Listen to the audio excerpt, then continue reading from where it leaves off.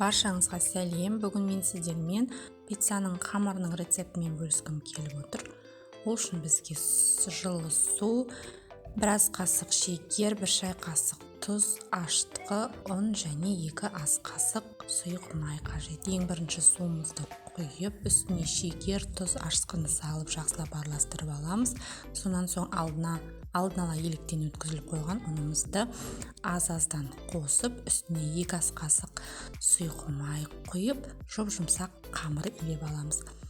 Бұл қамырдың рецептімен кез келген пиццаны әзірлей беруге болады. Менде мынадай жұмсақ қамыр шықты. Енді қамырымыздың бетін жауып, 1 сағатқа жылы жерге қойып қоямыз. 1 сағат өткеннен соң менің қамырым мынадай болып көтерілді. Енді қамырымызды ыдыстан алып, 2 бірдей бөлікке бөліп аламыз да, қолдарымыздың көмегімен қамырымызды жайып аламыз. Үстіне арнайы дайындалған соусты жағып шығамыз. Ал бұл соустың рецепті келесі видеода. Күтіңіздер.